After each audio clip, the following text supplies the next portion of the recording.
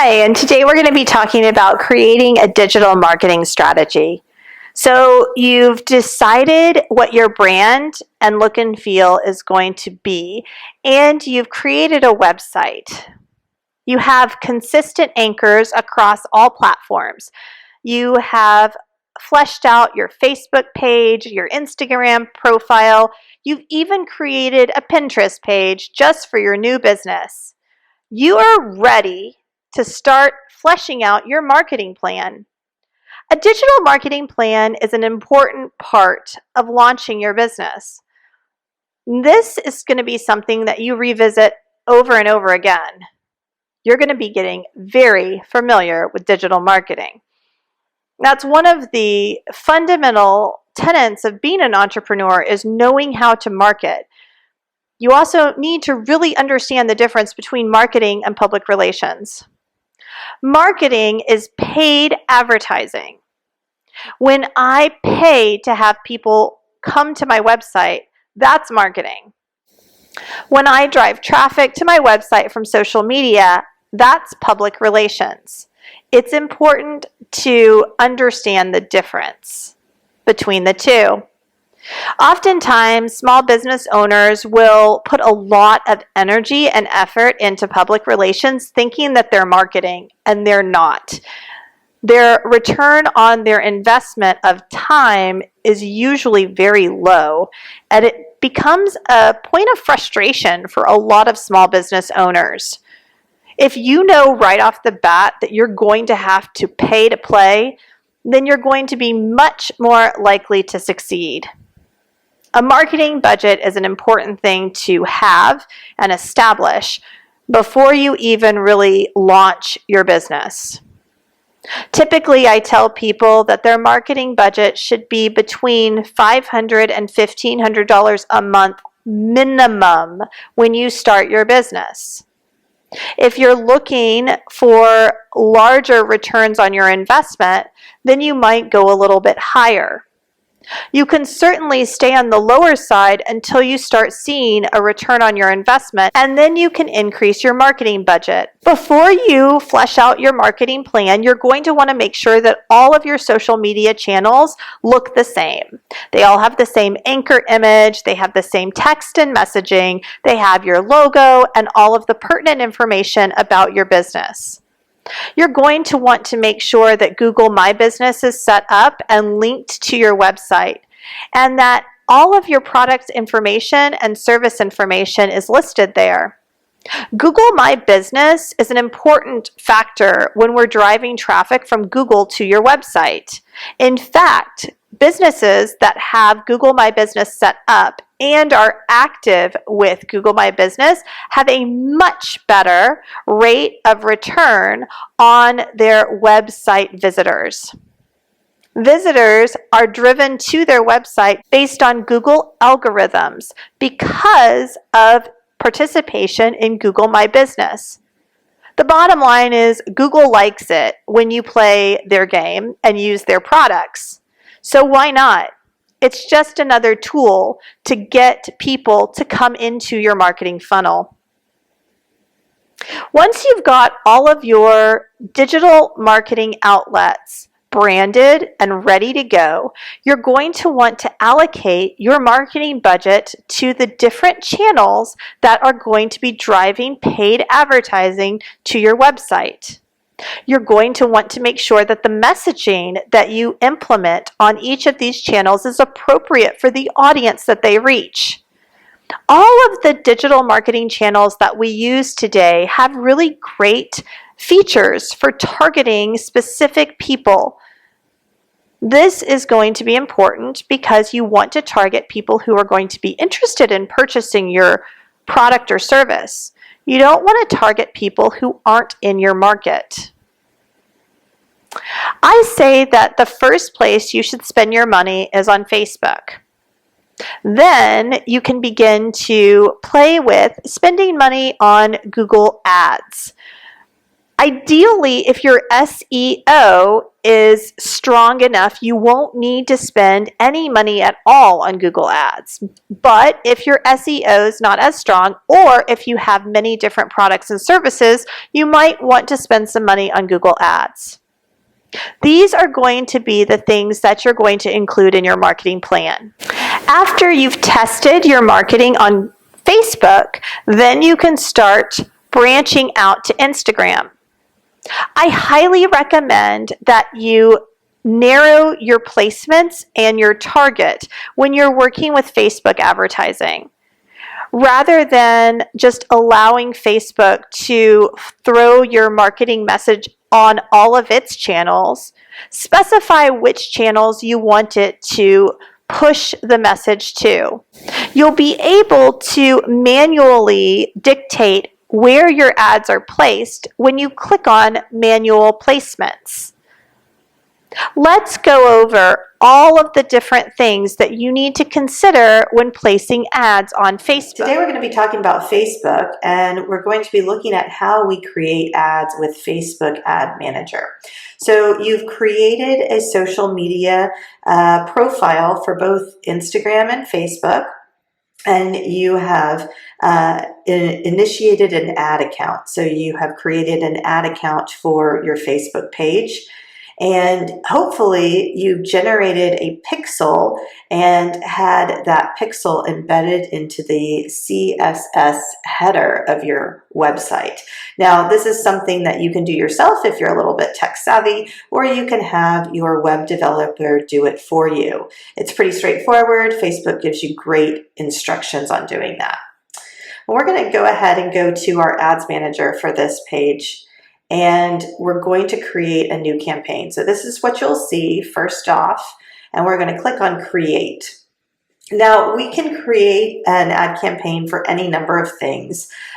Typically, I say avoid the awareness campaigns. The quality of the audiences in the awareness campaigns usually aren't as high as the quality of audiences in the conversion campaigns over here. So I would always stick to conversion. Even this consideration, I don't find it to be very effective or cost effective. So I always select conversions. And then I'm going to name my campaign, and I'm going to name my campaign test campaign, and then I'm going to name my ad sets contact ads, and this will be ad 1. So I'm going to click continue. And now we've created this campaign. I'm just going to look through the campaign settings to make sure everything looks good to me. I'm not doing an A/B test. A/B tests are very expensive, and you want to do an A/B test once you have your primary messaging really hammered out and you are getting conversions on your website. You don't want to do an A/B test when you're not getting conversions yet. And I'm not going to select campaign optimization, because then that will make it where one budget is really responsible for the entire ad grouping. So if I have multiple ad sets with multiple ads, that means that the campaign budget will override any algorithms that Facebook has. And I'd prefer for Facebook to let me put money behind each individual ad set so that I can control a little bit more where my money goes and how hard I'm pushing certain products. So I'm going to click next at the bottom. And now I'm ready to sort of create the ad set. So the ad set is where we're going to select our conversion event, which is add to cart. We are not going to have an offer, but offers are very effective. If you were to have an offer, you would simply click on the toggle, select the page that you're going to create the offer for, and then click create offer, and then the offer title would go here, and you would just fill everything out accordingly. Notice the end date. This is really important. These offers are always very short. You can adjust that to any date that you like. And then you would click submit. We're going to click cancel. Turn that off. So our budget is set for $20 a day. This is an okay budget. I think for a test, $50 a day is much more reasonable. And then, we go down here into audiences, and I'm going to create an audience. The audience location is going to be the United States.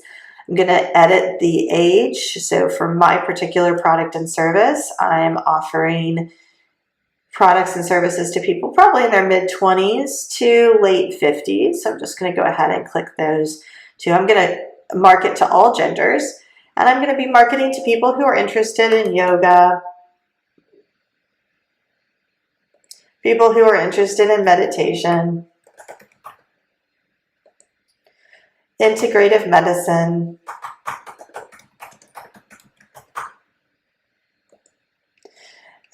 maybe alternative healing,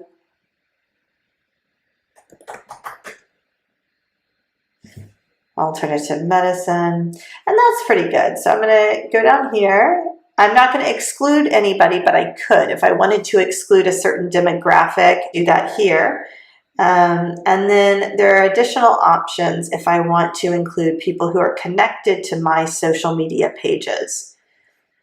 Placements here are automatic. I could click on manual placements, and I could determine which places I want to run the ads.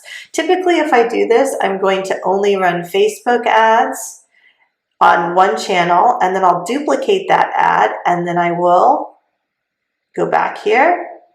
We'll click on, and then I will unclick all of these buttons and do Instagram in a duplicate ad. So that's typically how I do it. Today I'm going to do automatic placements, which Facebook recommends, but sometimes isn't as efficient. Then I'm going to click next. So now I've got my ad name. I've selected my Instagram account to go with this, and I'm going to select my media. So I'm going to go in and add an image. Now in Facebook, I can add images that I upload, or I can add images that are stock photos. So today I'm going to select stock photo, just see what it gives me. All right. And I'm going to click on that stock photo.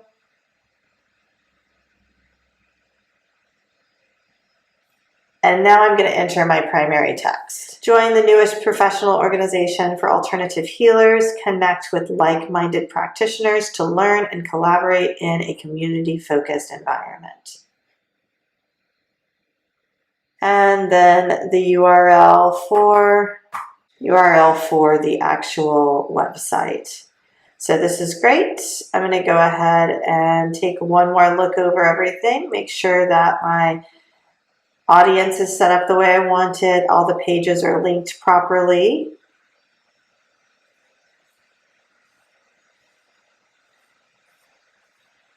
And once you've looked everything over and you feel good about it, you can go ahead and click the green publish button, and it will be published. Now we're going to go back to our dashboard, and I'm going to take a look at an ad that we've been running as a test over the last several days. Typically, I give ads about a week to sort of mature so I can determine if they need any tweaking or any review. So this campaign, this test campaign, has reached about 15,000 people, which isn't very many. It's had about 19,000 impressions, which means that it took a while. It took about 4,000 additional sort of nudges for people to take notice of the ad. I've spent about $389. It's ongoing, and it's had 74 clicks to the page. So that gives us a little bit of background. We haven't had any conversions, and we've been running this ad since the 16th of October. So I'm going to say we need to go back to the drawing board and take a look at our website and take a look at our call to action to make sure that it is clear and that we are incentivizing it. Because typically after 4 to 5 days, you would see some sort of purchase or conversion action. At least somebody would have filled out the contact us. But if that doesn't happen, then something's going on either with the website or the ad itself. So just some things to consider as you embark on your new journey into digital marketing. As always, don't hesitate to reach out if you have any questions about putting your ads together. If you plan on adding Google search ads to your marketing plan, you might want to contact Google's advertising specialist. They will walk you through their platform and help you to select the best settings to meet your goals. It can be helpful to write down your strategy and to create a roadmap for your marketing. This is typically called a marketing strategy, and we have included 2 different types for you to look at and evaluate.